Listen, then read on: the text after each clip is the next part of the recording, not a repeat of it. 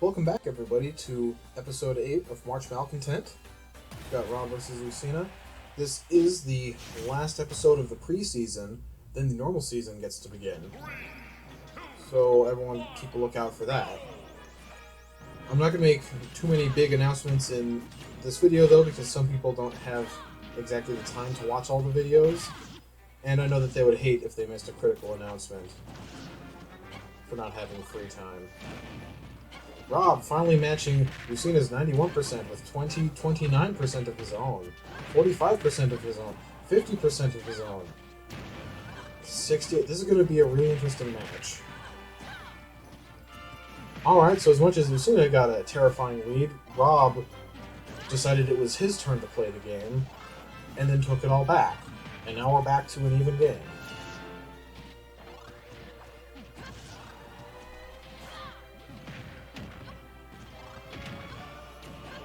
R.O.B US once again going for the falling down air combo into a forward air. Usually not something that most R.O.Bs would go for. Gets a back air, but he's on the other side of the stage so it doesn't kill Lucina. Lucina air dodges through the down tilt though. An actually masterful play. And jumps into an up smash. But not without leaving R.O.B at about 100%.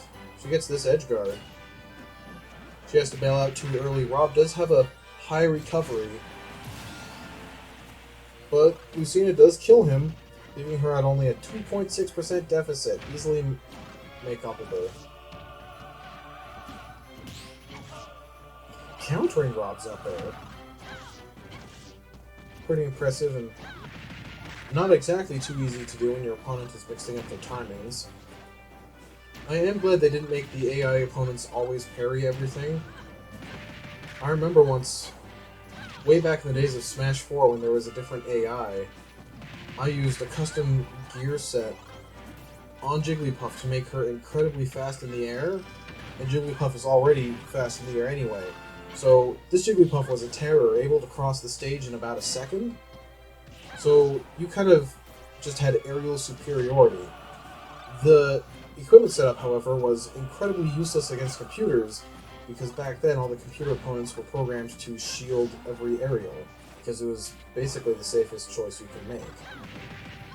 So even though I was flying around opponents like a bee with a rocket stuck to it, oh, R.O.B shouldn't have gone for a down tilt there.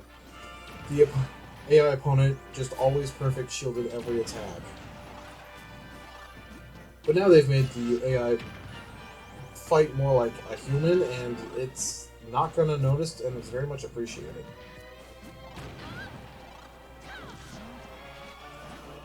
Lucina was a little lucky to have hit R.O.B there. That up smash probably would have killed her.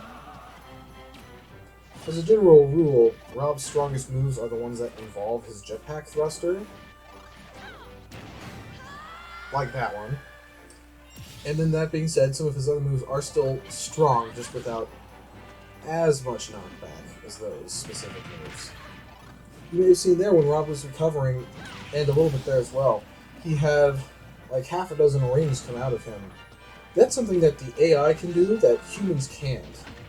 So R.O.B's recovery, his up B most specifically, is slightly more optimal if you stagger it repeatedly instead of just holding the button. So usually when you see R.O.B's recover, they'll press the button pretty fast. But the AI has picked up on that trait and basically mashes the recovery button frame perfectly.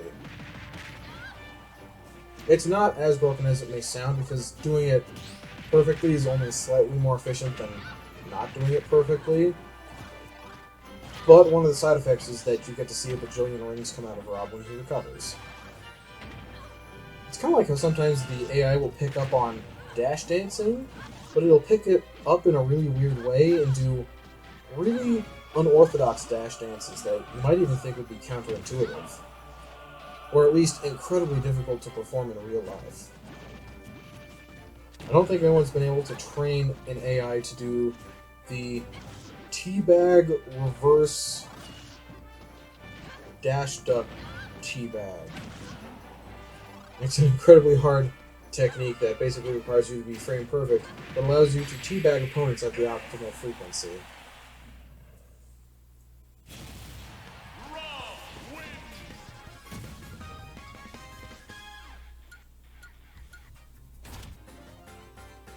Up next we have Mario against Pikachu.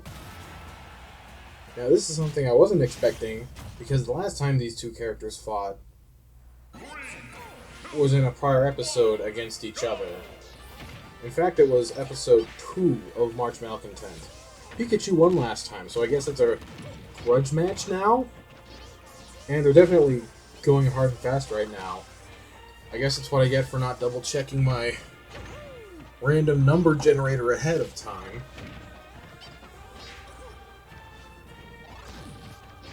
So I hope that nobody feels cheated out of valuable information out of one and or both of these amiibo.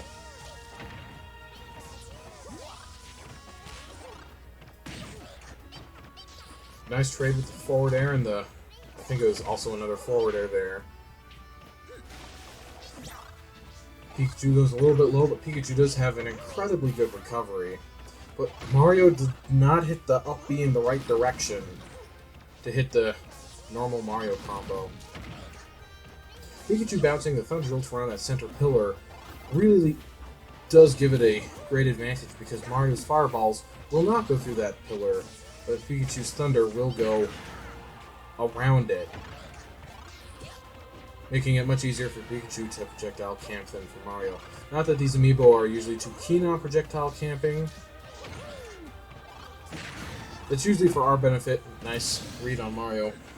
It's normally for our benefit because it means these matches are less incredibly slow, which is an intense risk, especially with every amiibo having auto heal. Mario going for the old up tilt to forward air combo that you never see for many reasons. Mostly bet that the combo really doesn't exist. Up air, goes for the up B, kills Pikachu off the top. Mario is not kidding around anymore. Reflecting the Thunderbolt. This is looking really good for Mario all of a sudden.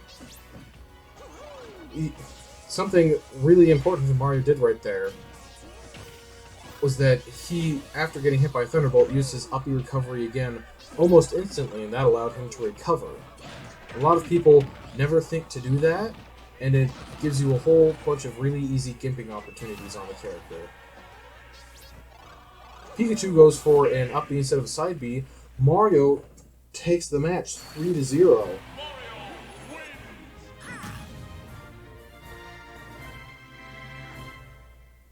Wow, has Mario been taking steroids?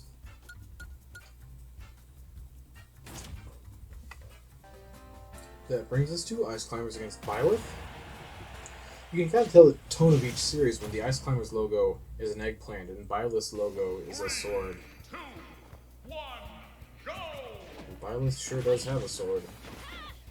And despite all the flame decals on the amiibo itself, the sword blade still doesn't stick out straight and keeps curving. I wish they'd fix that, but I don't know how.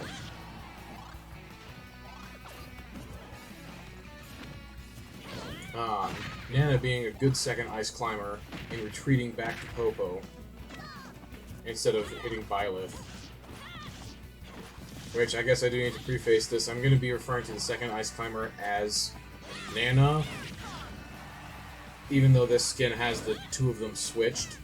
Just, it'll make it easier for anyone who watches any other video, including Ice Climbers.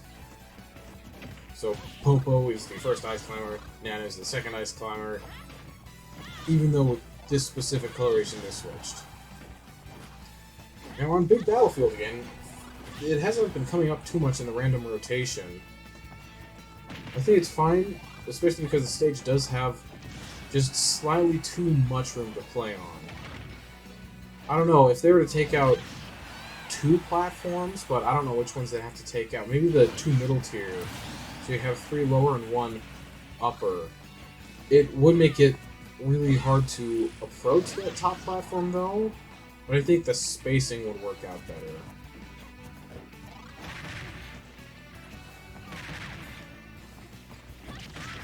Standing down air, you don't usually see that from Ice Climbers. And then, interesting thing there, Popo got hit out of the way, but Nana was still there to hit Byleth with her hammer. And again there, one Ice Climber was hit, but the other one was still there to save the day. And a charging up smash to duck under the back air. Get Ice Climbers their first stock. Well, it will get them Byleth's first stock. You get what I mean. More standing down airs. I don't normally recommend it, but I guess it's working.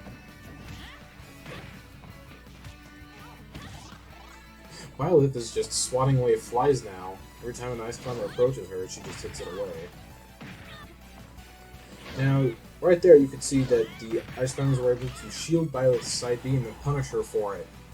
If any of you ever ends up fighting these amiibo in real life, you should know that Byleth's side B has such increased damage due to the amiibo stats that if you shield the attack, the attack is positive on hit. Sorry, the attack is negative on hit, meaning that Byleth gets to act before you do. And that's a big problem, because it deals a whole bunch of shield stun to you, and Byleth's side B is not enough to do the move again, but it is just enough to get Byleth out of many situations and kind of turn the move into a freebie. It was one thing I had to avoid while testing to make sure that I adequately punished that move so that Byleth wouldn't keep spamming it in fights, but it was very hard to punish the move because I couldn't shield it properly. And air dodging against amiibo is always incredibly risky because if they change up their timing, they're going to hit you with a really strong attack. But shielding isn't too opportune either because your shield breaks after like 2 or 3 hits, instead of like the 5 it usually does. Byleth just stood there and waited to get hit. Covers back to the stage with her sword that's probably a little too long if you ask me, especially for a sword that acts as a grappling hook. Footstooling off of Nana to get to Popo. That's an amiibo moment right there. Alright, our next match is Lucas against Bayonetta. A sweet child against a character who I would be surprised if she is not somehow obligated to go door to door announcing to her neighbors that she lives in the nearby area. Bayonetta with the first combo, getting a solid 2 hits. It's really bad for Bayonetta. Lucas barely hits Bayonetta before getting hit himself. He probably could have lived because he was at such a low percent. At the same time, though, the amiibo don't know to DI inwards so that you can tech off the stage. Bayonetta with the new upbeat to air dodge combo. Don't see that too often. If anybody was wondering what just happened there, Bayonetta has a passive called the Bat Within. Basically, at the end of all of her air dodges, and the beginning of all her dodges, it's not exclusive for air dodges, but usually it happens on the air dodges. Her air dodges come out slower than other characters, but they don't really come out slower because they have a little buffer window at the beginning and the end, where if you hit Bayonetta, she only takes half damage, and she turns into those bats, and it does a little bit of slowdown to both you and the opponent. It is, of course, not as broken as Mithra's Foresight, which slows down the opponent, but not Mithra on a successful dodge. Weirdly enough, I have had people say that, oh, Mithra's air dodge isn't that much of a problem, and she is currently considered one of the best characters in the game. So I think I'm right on that one. Lucas threatens to go off for an edge guard, doesn't, and it kind of works out, able to apply some pressure while on the platform. Bayonetta for the slowest hitting 3-hit combo I think I've seen in a while. Lucas air dodges past the ledge, doesn't thunder into the stage. If he could have bounced off the stage, you get a second chance at PK Thunder. That could have saved his life. Obviously it didn't, because he didn't hit himself the first time. Almost gets a really early spike kill off of Bayonetta, but she was close enough to the stage to tech off of it. Even if you don't think you're going to hit the wall tech, you should always go for it, just because every once in a while it will save your life. And it turns out that having a second lease on life is incredibly strong.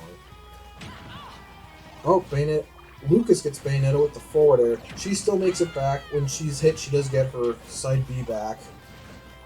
And one up B if she hasn't used it, but she doesn't get her jump. Oh, Lucas with an incredible read. Smacking Bayonetta off the stage. Auto-healing back to 0, then getting hit by a bullet arch for 0.4%? I think I saw that right. Back to 0.08%. Bayonetta really needs to start hitting moves instead of bullet arts. So the entire reason Bayonetta's moves have the bullet arts, which, if you don't know, are those little flashes when she extends the move's duration, is because in her native game, it's a move about comboing people for forever, hitting them with a whole bunch of moves, and the bullets are a way to extend combos. They do almost no damage to make up for the fact that they hit from incredibly far away. But in order to not be absolutely broken in Smash Brothers, the bullets do almost no damage, they do no knockback. They are a way to just do a little bit of cheap damage to people, but usually you'll see people using the bullet arts as a way to extend a move's hitbox. And it did get to be a lot of a problem, so they had to adjust the moves so that if you use the bullet arts for longer, the moves actually get weaker. Because otherwise, if you can see right there, having a spinning typhoon of kicks, if they were all at max level, that would kind of just promote just a really bad play style of always having moves out and making the opponent have to deal with it. Most Smash Bros. Characters don't even have a move you can hold out forever. If they do, then it's usually a move that has a hitbox while charging, and even then, only Lucario's really lets you charge it forever when it's at full size. That's mostly due to his ore mechanics. And of course, Donkey Kong's famous down B, which for a long time wasn't used too much in the Donkey Kong games, but has always been notorious in Smash Bros. Games for letting you get through a 100-man smash incredibly easily. They've even included mechanics in a 100-man smash to encourage you to use a whole bunch of different moves, but down B is still the most efficient. It's, not exactly enjoyable, but when an attempt can take 15 minutes, you start doing what's effective. Really, all you have to do is watch out for the occasional random bomb hitting you.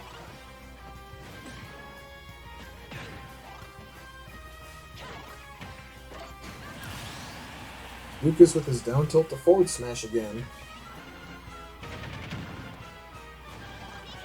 Always innovating.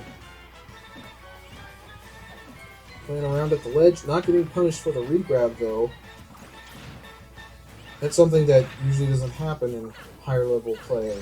You start to look out for regrabs all the time because if your character has the right move, you can kill people for grabbing the ledge twice in a row. That, I would say, was probably the right move from Bayonetta. She just didn't time it well enough to two-frame Lucas.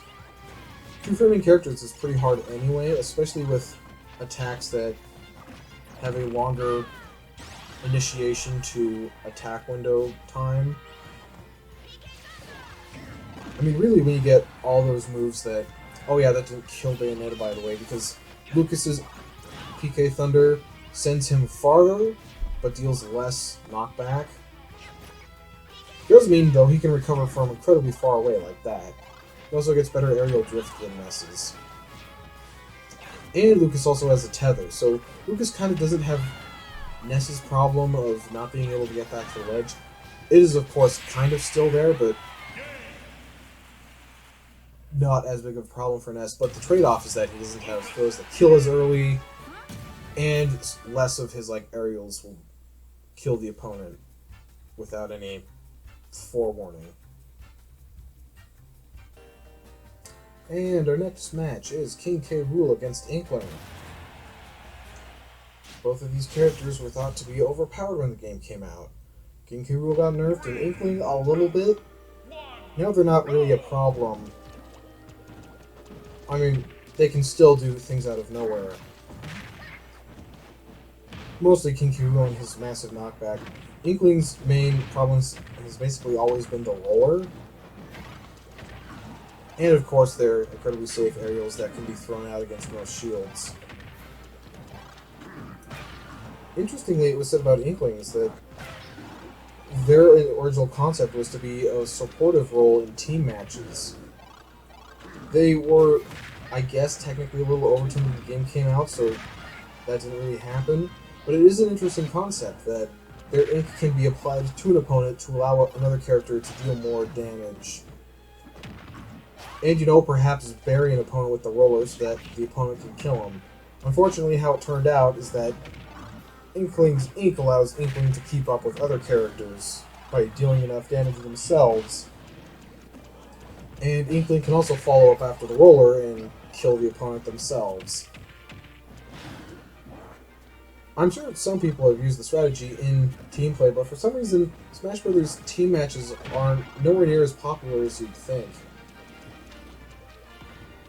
And of course, if you're really trying to go for a broken team strategy, you would normally have a character who does great damage but has a hard time killing, and a character who has a great time killing but a hard time dealing damage. So kind of like Ganondorf and Sheik, I'd suppose. Because Sheik has a hard time killing, and Ganondorf has a hard time getting to the point where he can kill. I mean, Ganondorf only has to land like 3 or 4 moves, usually. But he has a harder time winning the neutral, and if Sheik does that for him, then he just needs to land like 1 up smash per character, and they'll die. I didn't think Inkling was going to get that punish in time. When an opponent is buried, they do have a little bit of knockback protection. Obviously it doesn't make them immune, but it does make them take less knockback than they otherwise would. And down smashes normally hit on both sides of you, and one of the sacrifices you make for that is that they have less knockback. But they also usually have harsher angles. And I guess King K. Rool's at enough of a percent that Inkling was able to kill with it. It's of course always jarring when you see a character with a down smash that only hits on one side, because then suddenly their down smash becomes, well, usually as a indirect result, their down smash becomes a quicker kill move than a forward smash. Kind of to compensate if they don't have a smash attack that hits on both sides. But then usually to make up for it, the down smash either comes out slower, or it's harder to land for some reason, or some other sacrifice needs to be made. Basically, in Smash Brothers, you can have whatever qualities you want as long as you're willing to give up enough. Kind of like a weird alchemy viewpoint. Like, yes, you can have whatever you want, but you need to sacrifice. Now, King K. Rool didn't get the follow-up there. It should be noted, though, that the amiibo have basically frame-perfect mashing. If they don't, then they have better mashing than pretty much every human, which is still, beneficial to have. So things like King K. Rool's down throw, the amiibo is able to react faster than a person, and then mash buttons out of it faster than a person as well. And the amiibo usually doesn't have to deal with accidentally buffering a move they didn't intend out of berries or stuff like that. Great combo off of King K. Rool, though, down air to up tilt. Now, Inkling was out of ink there, and I do know the Inkling amiibo has a hard time remembering to refill the tank, even though they are doing it just now. But if you use Inkling's roller side B, you get an additional jump, and that can help you recover, or at least mix up your recovery. Inklings have a pretty good recovery with their super jump, so they don't usually struggle to get back too much. Wow, King K. Rool killing with a cape hitbox? It was probably that, Inkling's forehead got hit by the back of King K. Rool's head, but it still looked like he got them with, the square of his back. Up next, we have Squirtle against Pichu. Discounting Squirtle's ability to press down B and change into a heavier character, this will be a battle of the 2 lightweights. Interesting fact about Squirtle that I don't think anybody else on Earth knows. This specific Squirtle amiibo, I should specify, is that during last year's April Anger, during production, I accidentally filmed a match that wasn't on the tournament bracket. I just wrote down the victor of a match wrong. I was actually surprised by the result, though, when I did some testing, and for some reason the Squirtle amiibo specifically keeps losing to the Mr. Game & Watch amiibo. They don't even have any, type advantages to consider. It's just Squirtle loses to Mr. Game & Watch. But the interesting thing last year was that Squirtle, in his one match, beat Mr. Game & Watch. And I wouldn't have known if I hadn't filmed the wrong match first. But in the tournament, we kind of got, I suppose, lucky with who we saw win.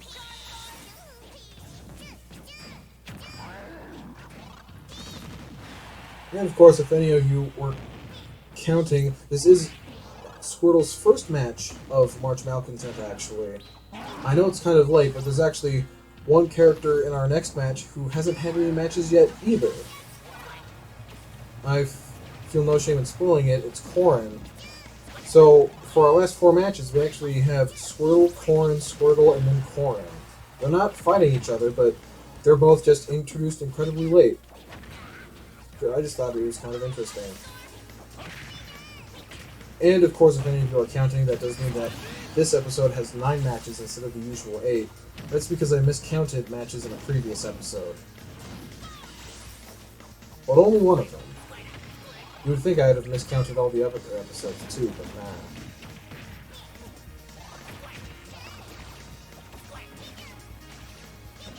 nah. Pichu stalling out Squirtle with those neutral airs. It's actually pretty good for Pichu because neutral air doesn't deal Pichu any self-damage. Self-damage is actually a considerable drawback on Pichu because...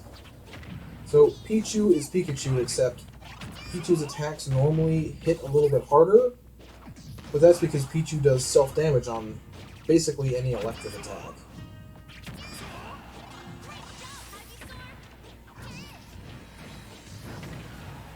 And even then, the increased power on Pichu's attacks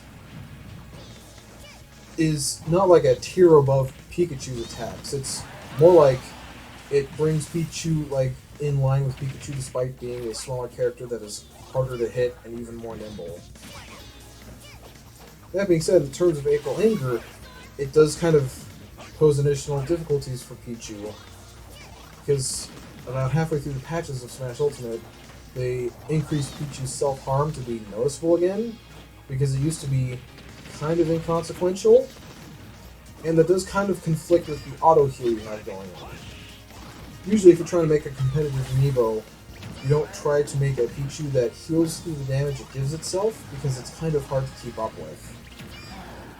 Since everybody has auto-heal in this tournament, it kind of normalizes everything, but it does mean that if Pichu doesn't play his cards right, or her cards, this could be a girl Pichu for all we know, that Pichu could just exactly end up outpacing the auto-heal. Which of course means that leads are harder to maintain. That being said, Squirtle as Charizard recovers in this stage. Anyways, all the Pokemon Trainer Amiibo keep using Charizard's Side B, which deals 5% to you and an extra 5% if you actually hit someone. And next we have Mega Man against Corrin. If there's one thing I forget every year of doing this, is how much dust collects on the Amiibos when they sit on my shelf. If someone can make an air conditioner good enough that it sucks dust out of the environment, I would be interested. Or I could just get a shelf. That would probably be easier. Alright, we're on Bridge of Eldin, a long flat stage that should benefit Mega Man, who has a lot of projectiles. Or more like, well, a more apt description is a lot of situations when he can use one particular projectile. That being his pellets, sometimes called lemons. There are his jabs, his forward tilt, and his neutral air, which does mean you can actually chain the 3 into each other pretty seamlessly.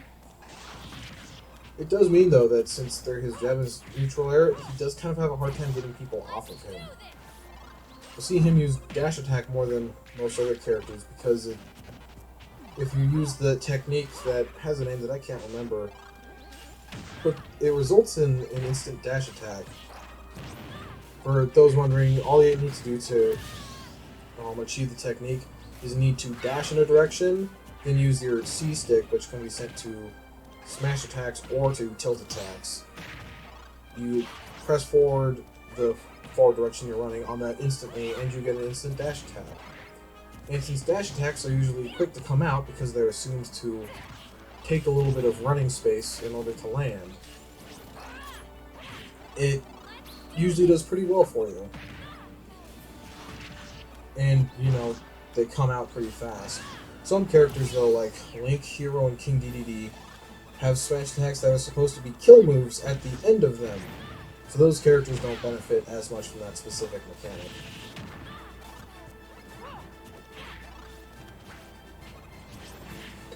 Funny enough, Mega Man's dash attack, his top spin, was actually pretty hard to use in the original game, just due to hitbox sizes and restrictions. So it's kind of interesting that it was one of the ones that got used for Smash Brothers, because in the game it was normally from, it was so hard to use, most people never used it. But a lot of the middle Mega Man games, like 3, 4, 5, 6, usually had one move that was just really hard to use for an unintended reason. So Mega Man spot dodged there. Oh, he parried that one, so I have to commend him for that. And it kind of takes away any of my criticism. Okay, Corrin has used like 5 smash attacks in a row. That's not a good sign of health for an amiibo. And there's another one. Maybe Corrin might need to be retrained. Of course, if she gets good tournament results, then that won't happen. Mega Man scooping up Corrin with that up tilt. So, Mega Man's up tilt is actually from a couple of the Capcom fighting games that Mega Man has shown up in. It's basically a Shoryuken. And if you know anything about Ryu's Shoryuken, is that it kills people if you hit people at the bottom of it. So it can hit people above Mega Man, but it's much more beneficial if you hit people with, like, the scooping hitbox. A lot like Luigi's up B2 now that I think about it. That kills. That kills! That's the danger of walk-offs. If you walk too close to the edge, you'll get knocked off the stage. Next on the docket, we've got Mewtwo against Pokemon Trainer. Legendary Psychic Pokemon against a 10-year-old child, who does happen to have 3 Pokemon who fights for them, but...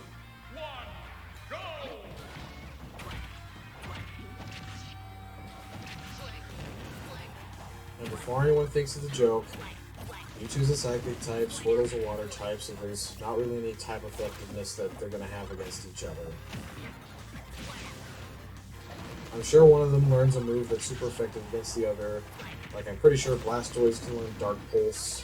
That's a dark move, so that would be good against Mewtwo. But that doesn't have an effect in Smash Brothers anymore. Although I say that there needs to be a corollary.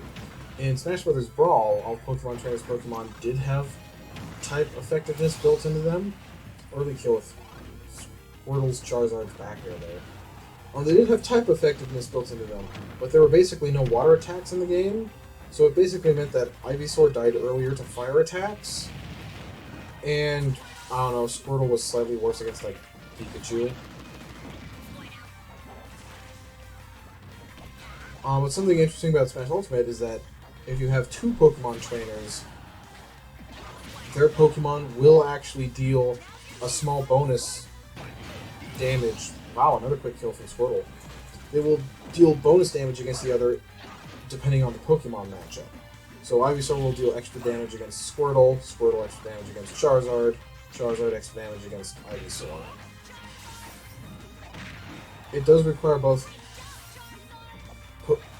players to be Pokemon Trainer, but it's cool that they put it in the game.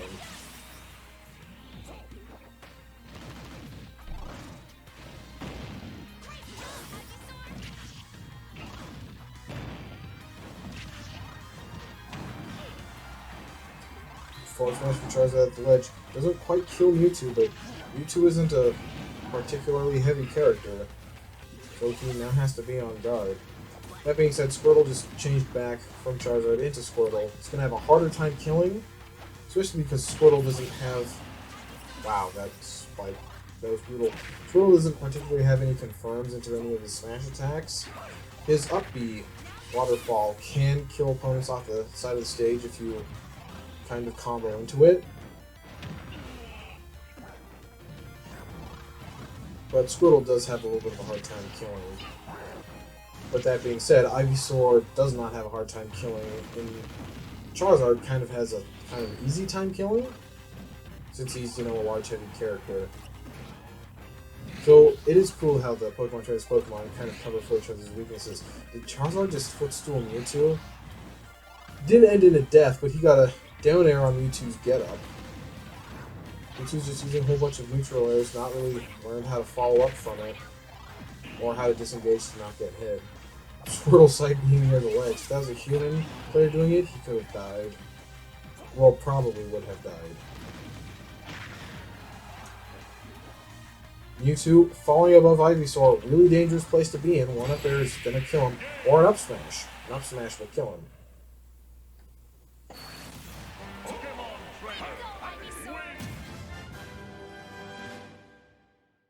And for our last match of March Malcontent 2022, we have Corrin against Hero. I hope you guys have been enjoying the preseason so far. It's a little weird to think that it's gonna be over. Obviously, we still have April Anchor after this, so don't get too sentimental yet. We still have an entire tournament to go through.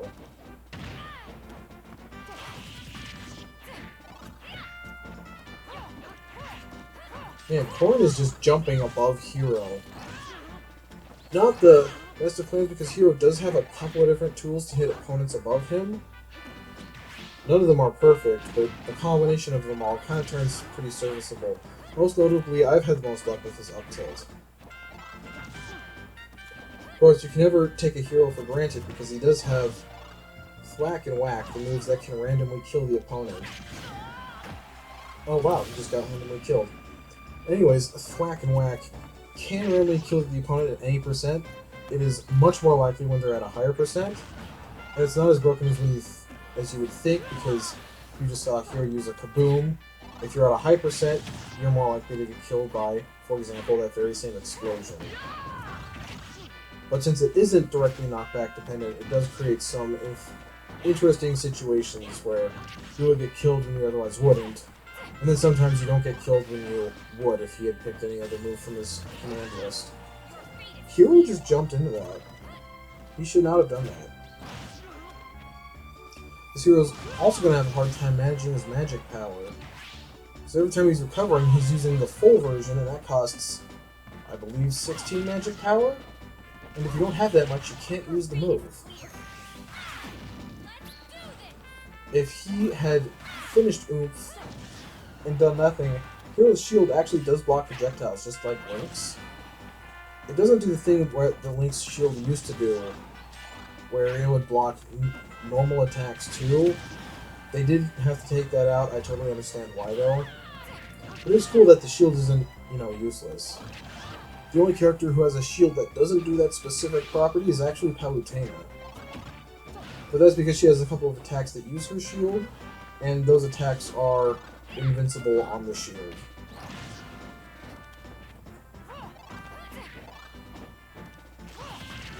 Hero, for some reason, having a hard time killing Corrin, despite the fact that he has a whole bunch of moves that specifically kill people. Like, if that down air connected, it would have spelled death for Corrin. It's a little hard to hit because of how long it takes to come out. Oh, and there Hero used a lesser version of his recovery. It didn't save magic power, he got killed right after, but...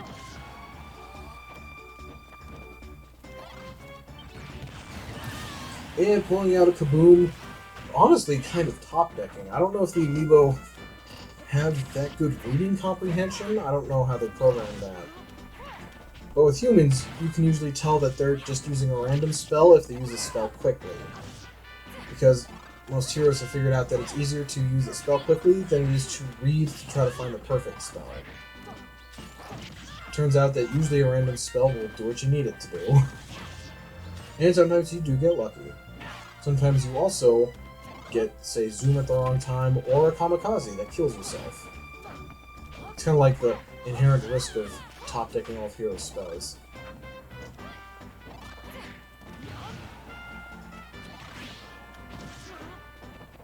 Oh, Corrin wins that interaction with the dash attack. And by dash attack, I mean ledge attack.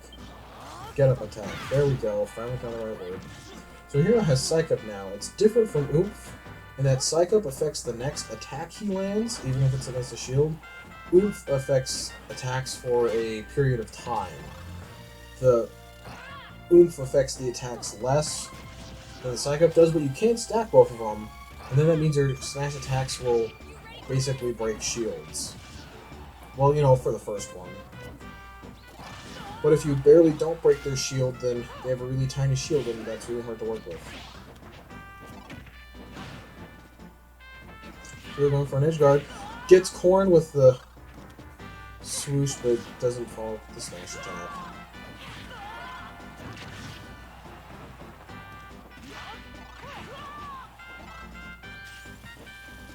Hero needs to watch out. First of all, he keeps jumping into these forward smashes.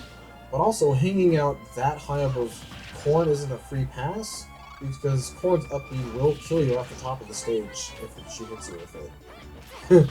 Hero with the heal, that's not going to be super helpful at this threshold. Some people have actually said that people who play Hero will go for the heal so that their next spell is less likely to be heal, because you only get so many.